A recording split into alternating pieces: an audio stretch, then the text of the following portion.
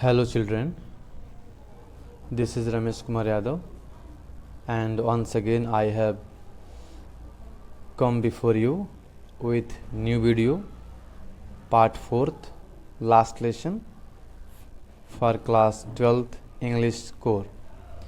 So I am just going to continue the topic that was the remaining portion of this chapter. So I hope you will get enjoy. So without delay, let's start. Okay children, जैसा कि आप देख पा रहे हो कि कहानी को हमको आगे बढ़ाना है और हम हिंदी और इंग्लिश दोनों लैंग्वेज का इस्तेमाल करेंगे। ठीक है, तो हम यहाँ शुरू करते हैं जहाँ से छूटा हुआ था। I heard M Hamel say to me I won't scold you. मतलब फ्रांस जो है यहाँ पर बता रहा है कि उनके जो टीचर थे एम हेमल, उन्होंने फ्रांस से कहा कि आई वोंट स्कॉल्ड यू, मैं तुम्हें डांटूंगा नहीं आज। लिटिल फ्रांस, लिटिल फ्रांस, आज मैं तुम्हें डांटने वाला नहीं हूँ। You must feel bad enough, तुम्हें खुद दुख होना चाहिए इस बात का। क्यों एम एम एल ऐसा क्यों कह रहे हैं? देखिए, see how it is every day we have said to ourselves, but I have plenty of time. देखिए, एम हेमल जो है फ्रांस को समझा रहे हैं कि हर दिन हम क्या कहते हैं, अपने आप से क्या कहते रहे हैं कि I have plenty of time, कि हमारे पास बहुत समय है पढ़ने का, लिखने का, बाद में कर लिया। मतलब हर एक काम को हम डिले करते रहते हैं।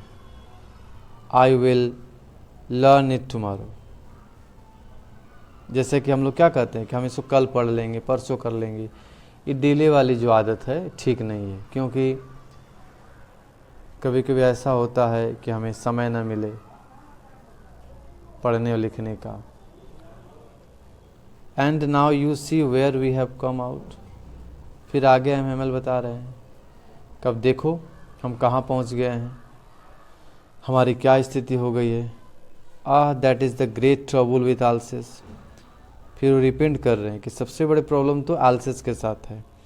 यहाँ मैं क्लियर करना चाहूँगा कि जो आल्सेस है ये फ्रांस का ही एक डिस्ट्रिक्ट रहा है, लेकिन जर्मनी ने इसको अपने कब्जे में कर लिया था वार के दौरान। See puts off learning till tomorrow. इसका मतलब ये है, जो ये वर्ड आया है ना पुट्स ऑफ, इसका मतलब होता है बंद करना या बंद हो जाना, कि मतलब कल से आल्सेस में फ्रेंच लैंग्वेज नहीं पढ़ाई जाएगी। Now those fellows out there will have the right to say you से।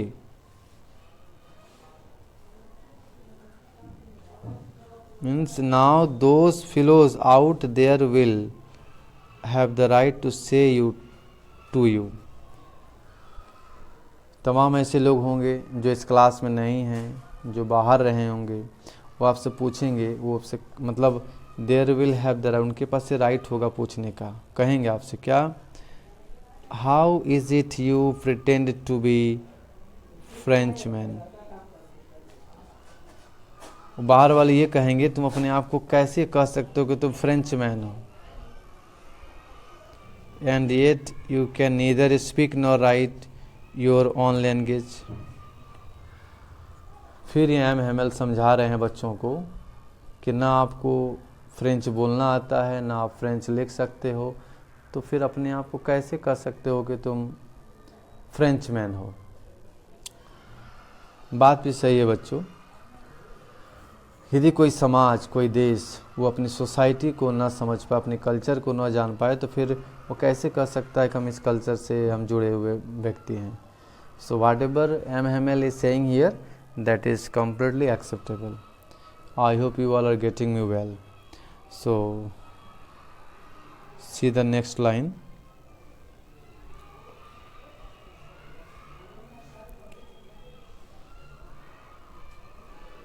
But you are not the worst, poor little Franz. यहाँ पर एम हेमल फ्रांच को कह रहे हैं कि तुम दोषी नहीं हो, सिर्फ तुम ही दोषी नहीं हो, फिर कौन है? We have all a great deal to reproach our self with. करा हम सब इसके लिए दोषी हैं।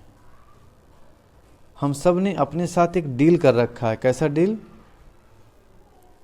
टू रिप्रोच मतलब अपनी हानि पहुंचाने का, अपना नुकसान करने का। वो नुकसान क्या है देखिए, your parents were not anxious enough to have you learn. यहाँ तक कि जो आपके मतलब पेरेंट्स हैं वो भी नहीं चाहते हैं कि आप पढ़ें, आप सीखें। क्यों? यहाँ एम क्यों ऐसा कह रहे हैं? They preferred to put you to work on a farm और at the mills so as to have a little more money. M यहाँ बच्चों से बता रहे हैं कि आपके पेरेंट्स चीज़ों को न सीखने में कम गुनहगार नहीं हैं, क्योंकि वे आपको कहाँ भेजते रहे हैं? To work on a farm और एट द मिल्स। क्यों? लिटिल मोर मनी, पैसा कमाने के लिए। एंड आई, फिर यहाँ कह रहा हूँ मैं, I have been to blame so. M कह रहे हैं कि मैं भी कम दोषी नहीं हूँ, मुझे भी दोष लगाया जाना चाहिए। क्यों? Have I not often sent you to water my flowers instead of learning your lessons. यहाँ देखिए एम हेमल जो है फ्रांस के माध्यम से बच्चों को समझा रहे हैं कि क्या मैं भी कम दोषी नहीं हूँ, क्योंकि मैं अक्सर तुम लोगों को मैं अपनी बागीचे में भेज दिया करता था कि जाओ फ्लावर में पानी डाल के आओ, बागीचे में पानी डाल के आओ, जबकि उस समय तुम्हारे लर्निंग करने का समय था। I hope you all are getting. Next,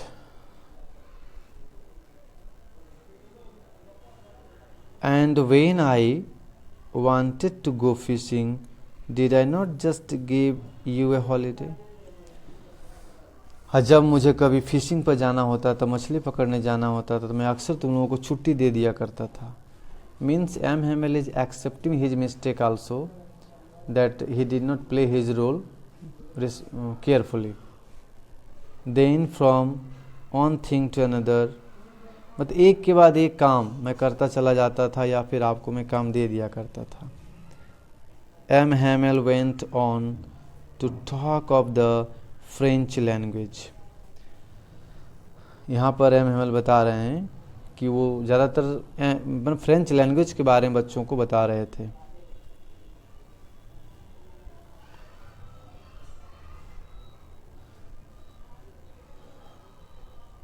saying that it was the most beautiful,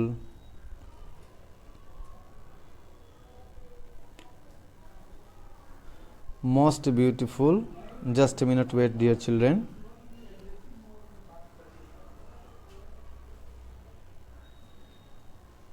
language in the world। M Hamel यहाँ फ्रेंच लैंग्वेज की इम्पोर्टेंस को बता रहे हैं कि ये एक ऐसी भाषा है जो दुनिया की सबसे बेहतरीन भाषाओं में से एक है। The clearest, the most logical, that we must guard it among us. M Hamel बच्चों को ये भी सजेस्ट कर रहे हैं कि एक ऐसी भाषा है जो दैट इज़ वेरी क्लियरेस्ट, एकदम क्लियर बोली जाती है। मोस्ट लॉजिकल, जो एक लॉजिकल लैंग्वेज है, और हमें क्या करना चाहिए? We must guard it among us, हमें इसकी सुरक्षा करनी चाहिए। एंड नेवर फॉरगेट इट, और हमें कभी इस भाषा को भूलना नहीं चाहिए। ऐसा एम एम एल हमें बता रहे हैं। क्यों नहीं भूलना चाहिए? Because when a people are enslaved, मान लीजिए जब लोग क्या हो जाते हैं, जब किसी देश को गुलाम बना लिया जाता है, लोगों को गुलाम बना लिया जाता है, उनको कैद कर लिया जाता है, as long as they hold fast to the language It is as if they had the key to their prison. मतलब बिल्कुल साफ है बच्चों। हमें ये बता रहे हैं कि यदि कोई व्यक्ति अपने धर्म, अपनी संस्कृति और अपनी भाषा को बनाए रखता है तो ये चीज़ें उनको आज़ादी दिलाने में मदद करती है, क्योंकि यही चीज़ें क्या होती हैं, चाबी का काम करती हैं आज़ादी दिलाने में। I hope you all are getting me well. So next point,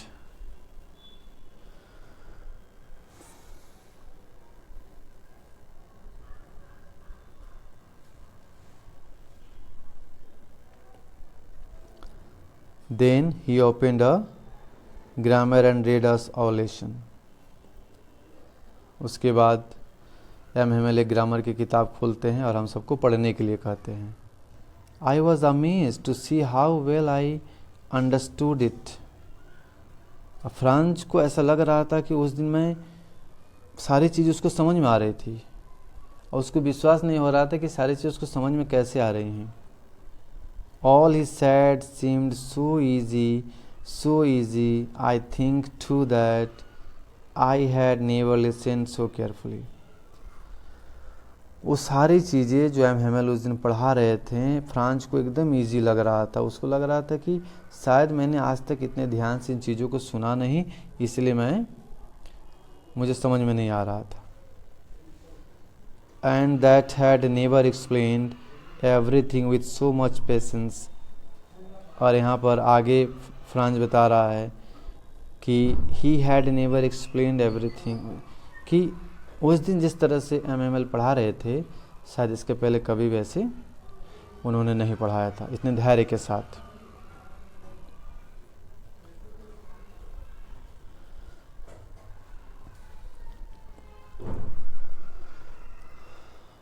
It seemed almost as if the poor man wanted to give us all he knew before going away. यहाँ पर फ्रांस बता रहा है कि ऐसा लग रहा था कि MML वो सारी चीज़ें बच्चों को दे देना चाहते थे जो वो जानते थे, जो वो स्कूल छोड़ने से पहले। And to put it all into our heads at one stroke. और शायद ऐसा MML कोशिश कर रहे थे कि जाने से पहले सब कुछ बच्चों को सिखा दें, क्योंकि कल से तो फ्रेंच लैंग्वेज पढ़ाया नहीं जाएगा। ठीक है बच्चों, आज का पैराग्राफ बस यहीं तक। इसके नेक्स्ट वीडियो हम अगले पैराग्राफ में हम सीखेंगे। मुझे उम्मीद आपको समझ में आ रहा होगा। Please subscribe my channel and share it and share among with your students.